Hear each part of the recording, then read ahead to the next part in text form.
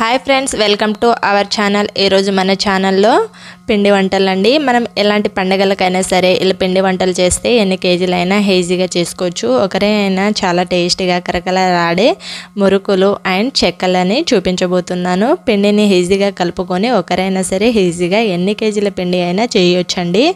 ఇప్పుడు తొలి ఏకాదశి వచ్చేసింది కదా, సో అన్ని పండుగలు వస్తూ ఉంటాయి కదా, అలాంటి పండుగలకి మనం ఈజీగా చేయొచ్చు. ఎలా ప్రిపేర్ చేయాలనేది చూద్దాం రండి. ఫస్ట్ మురుకులని చూసేద్దాము.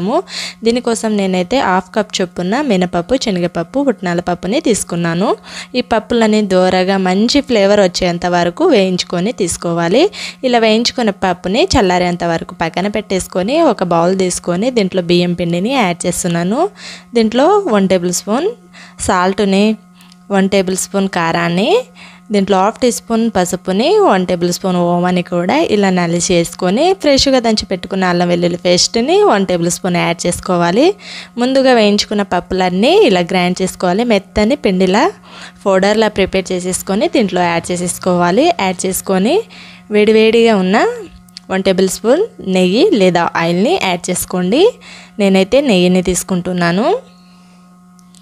సో ఇలా యాడ్ చేసుకొని పిండిని రఫ్ చేసుకుంటూ ఇలా మొత్తం పర్ఫెక్ట్గా కలుపుకోవాలి. మసాలా అండ్ నెయ్యి మనం యాడ్ చేసాం కదా, పర్ఫెక్ట్గా పట్టేటట్టుగా కలుపుకొని తీసుకోవాలి. ఇలా కంప్లీట్గా కలుపుకున్నాక దీంట్లో కొన్ని వాటర్ అనేది యాడ్ చేసుకుంటూ కలుపుకొని తీసుకోవాలి. సో ఇలా కలుపుకొని మెత్తగా పిండి అనేది సెమీ సాఫ్ట్ వచ్చేంత వరకు కలుపుకోవాలండి. చపాతీ ముద్దలా ఏం చెక్క పిండిని కలుపుకొని తీసుకున్నాం అనుకోండి, మనకి మురుకులు కూడా చాలా బాగా వచ్చేస్తాయి. పిండి అనేది లూజ్ కాకుండా ఇలా గట్టిగా ఉండేటట్టు చూసుకోండి. పిండి ముద్ద అనేది పర్ఫెక్ట్ చపాతీ ముద్దలా ఇలా నేను చూపిస్తున్న క్వాంటిటీలో కలుపుకొని తీసుకోండి. నేనైతే ఇలాంటి స్టార్ ఉన్న మురుకుల పావును తీసుకుంటున్నాను. సో మీరు ఏ షేప్లో అయినా మురుకుల్ని ఒత్తుకొని తీసుకోవచ్చు. సో నేనైతే ఈ షేప్లో తీసుకుంటున్నాను. దీంట్లో కొంచెం పిండి ముద్దని తీసుకొని మురుకుల పావులో యాడ్ చేసుకొని ఇలాంటి ఒక గంటె తీసుకొని ఇలా ఒత్తుకున్నట్లయితే మనకి ఈజీగా తొందరగా అయిపోతుంది.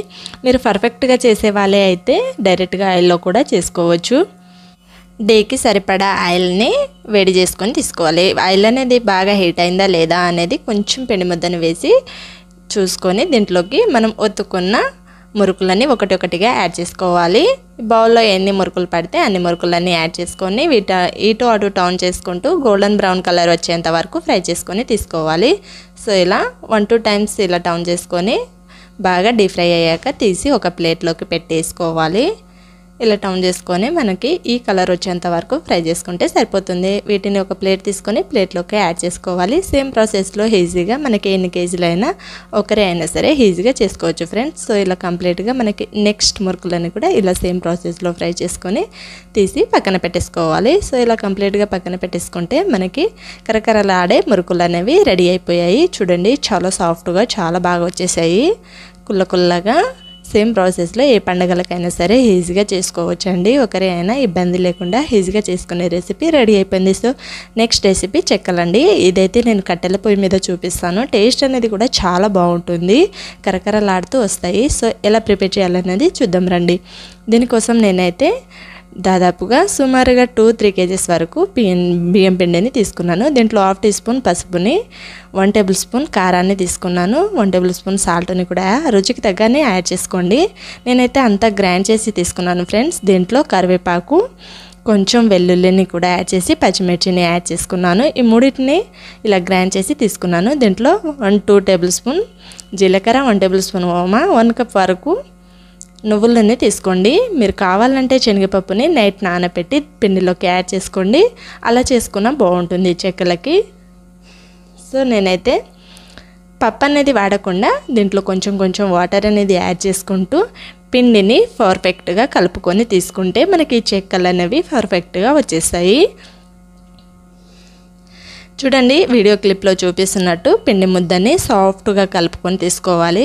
నెరీ లూజ్గా ఉండకూడదు, నెరీ గట్టిగా అనేది ఉండకూడదు. పిండిని చూసుకోవాలి. వీడియో క్లిప్లో చూపిస్తున్నట్టు పిండిని కలుపుకొని పక్కన పెట్టేసుకోండి. నేనైతే ఊర్లో చేస్తున్నాను ఫ్రెండ్స్, ఏమీ అనుకోకండి. నేనైతే కట్టెల పొయ్యి మీద టేస్ట్ అనేది బాగుంటుందని అమ్మ చేత ఇలా చేయిస్తున్నాను. సో చిన్న బౌల్స్ అనేది పిండి ముద్దని తీసుకొని మనం ఆయిల్ ప్యాకెట్ తీస్తాం కదా, సో అదే ఆయిల్ ప్యాకెట్ని కట్ చేసుకొని ఇలా ఒత్తుకున్నట్లయితే చాలా ఈజీగా తొందరగా వచ్చేస్తుంది. ఇలా డబ్బాతో కూడా చేసుకోవచ్చు. సో ఇవన్నీ మాకు కుదరవండి లేవు అనుకునే వాళ్ళైతే మనకి పూరీల మెషిన్ ఉంటుంది కదా, సో దాంట్లో పర్ఫెక్ట్గా కూడా చేసుకోవచ్చు. సో ఊర్లో అది అవైలబుల్లో లేదండి, అందుకనేసి నేను చూపించలేకపోతున్నాను. సో మీ దగ్గర అనేది అవైలబుల్లో ఉంటే మీరు దాంట్లో చేసుకోవచ్చు. సో లేని వారు ఇలా ఆయిల్ ప్యాకెట్ మీద చేయండి, పర్ఫెక్ట్గా ఈజీగా వచ్చేస్తాయి. సో ఒకటొకటిగా ఫ్రై చేసుకుంటూ ఒక బౌల్ తీసుకొని బౌల్లో యాడ్ చేసుకోవాలి. చూడండి, కట్టెల పొయ్యి మీద ఇలా చేసుకుంటే పిండి వంటలు అనేది టేస్ట్ ఉంటుంది అంటారు. సో మీలో ఎంతమందికి తెలుసు అనేది ఒకసారి కామెంట్ చేయండి. సో ఎంతో రుచికరమైన ఎన్ని కేజీల చెక్కలైనా చాలా ఈజీగా తొందరగా రెడీ చేయొచ్చు. చూడండి, కరకరలాడుతూ పర్ఫెక్ట్గా మనకి చెక్కల రెసిపీ అనేది రెడీ అయిపోయిందండి. మురుకులు అండ్ చెక్కల రెసిపీని చాలా ఈజీగా సింపుల్గా ఏ పండుగలకైనా సరే ఒకసారి ఇలా ట్రై చేయండి, చాలా ఈజీగా చేసుకోవచ్చు. మీరు చేశాక మీకు ఎలా కుదిరింది అన్నది నాతో ఒకసారి కామెంట్ సెక్షన్లో కామెంట్ చేయడం మాత్రం మర్చిపోకండి ఫ్రెండ్స్. ఇలాంటి మరిన్ని రెసిపీస్ కోసం మన ఛానల్ని తప్పకుండా సబ్స్క్రైబ్ చేసుకోండి. ఇలాంటి మరిన్ని ఎన్నో వెరైటీస్ రెసిపీస్ని రెగ్యులర్గా అప్లోడ్ చేస్తూ ఉంటాము. మీకు కనుక టైం ఉంటే ఒకసారి మన ఛానల్ని ఓపెన్ చేసి చూడండి, చాలా టేస్ట్ ఉంటాయండి. మన ఛానల్ని అందరూ తప్పకుండా సపోర్ట్ చేయాలని కోరుకుంటున్నాను. ఈ వీడియో నచ్చితే ఒక లైక్ చేసి మీ ఫ్రెండ్స్కి రిలేటివ్స్కి అందరికీ షేర్ చేయండి ఫ్రెండ్స్. ఛానల్ని తప్పకుండా సబ్స్క్రైబ్ చేసుకోండి, లైక్ చేయండి. Thank you for watching. మన ఛానల్ని సపోర్ట్ చేస్తారని కోరుకుంటున్నాను.